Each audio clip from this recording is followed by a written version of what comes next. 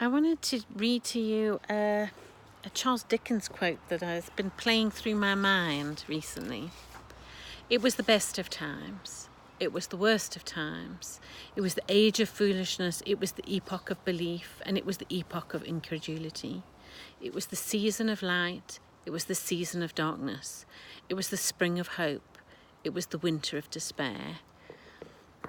And that's really been playing with me or playing in my mind, because grieving 7 months later isn't how I expected. I kind of had this vision that we would just have a low-grade sadness, kind of low-grade sadness that would follow us through life forever. And actually we have days when we are happy, days when we are thrilled, days when we are excited, moments of bliss and happiness, and always moments of remembering and feeling that great sadness and anger that Josh isn't with us.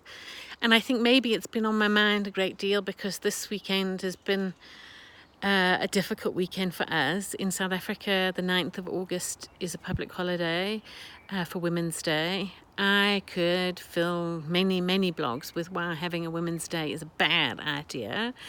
Let's just have 365 days of being okay to everybody. And my immense irritation with all women in South Africa who seem to fill Women's Day not with conversations about equal pay or how we can get more women into science and business. No, we don't do that. We give each other mass-produced long-stem red roses, trinkety cheap jewellery, or send everyone off for pedicures. Yay, that's going to make great women's rights. But anyway, Women's Day is also, apart from my irritation with it, it's a difficult day for Shannon. Someone he loved very dearly passed away on the 9th of August many years ago. So that's always been a time that for him has been filled with sadness. And of course the 13th is Josh's birthday. And it's kind of been weird because we expected to feel miserable. So we went off to the Drakensberg for the weekend, just the three of us. And we expected to be really miserable, and we had a lovely weekend. The weather was kind to us. We did some hiking. The Drakensberg is always beautiful. The Drakensberg was one of Josh's favourite places. We didn't go to Injasuti, which is his most favourite place. We went to the Central Berg, but it was really, really nice. And instead of feeling really overcome with grief and with sadness, we actually found ourselves, I think for the first time since he went, being able to think about happy memories of Josh, think about times that made us laugh, made us feel just happy to be with him, and that was really nice. And we came back, and I think I mentioned last time I did a post that we have decided to put the house on the market. Our house has always been, it's an enormous house. It was a foolish house for 4 of us, and for 3 of us it's just ridiculous. We don't use most of the house. It's shut up all the time. And logically it is the right thing to do to get rid of such a big house, and emotionally we have found that when we are away from the house we tend to be happier. So we made the call that we would put it on the market. But I just got the call now that the first people are coming around to see the house tomorrow, and suddenly it doesn't seem like such a great idea. I feel pretty unhappy with the thought of people going through the house and the thought of moving to somewhere else. We don't know where that somewhere else will be yet. So that is playing out, and also great things have been happening with Josh's book. This morning I think he was sitting at number 208.